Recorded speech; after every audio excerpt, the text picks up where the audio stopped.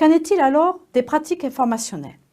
Les pratiques informationnelles sont profondément dépendantes des contextes et sont influencées par les savoirs en circulation dans les différentes sphères publiques, associatives ou privées, sans qu'il y ait forcément de validation institutionnelle ou scientifique a priori. Il revient donc aux usagers d'évaluer ces informations avant de les utiliser.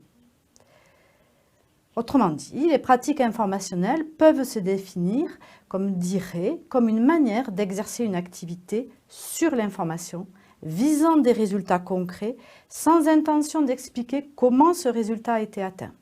Ce sont des procédures, des manières de faire sur et avec l'information. Par exemple, rechercher, évaluer, exploiter, traiter, stocker, diffuser l'information. Et ces activités, elles vont se dérouler grâce à ces pratiques informationnelles.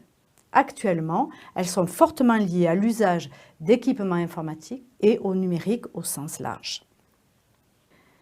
Donc, l'information scientifique numérique, c'est une composante de la culture savante. Elle se caractérise à la fois par son accessibilité, sa reproductibilité, mais aussi par la nécessité d'utiliser un intermédiaire, un dispositif technique qui requiert souvent, pour en assurer sa durabilité et son utilisabilité, un transfert, une action dont vont dépendre son usage et sa circulation.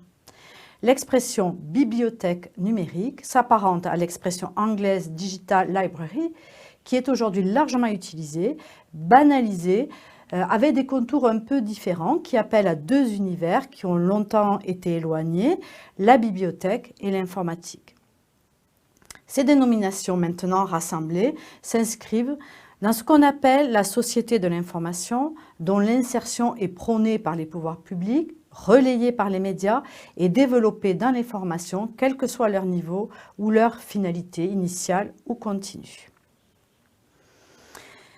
On peut dire que les pratiques informationnelles ne peuvent se limiter à la focale médiatique ou technique, mais elles doivent prendre en compte l'interprétation de la réalité, l'accès et le traitement de l'information scientifique numérique au travers des conduites qui s'apprennent.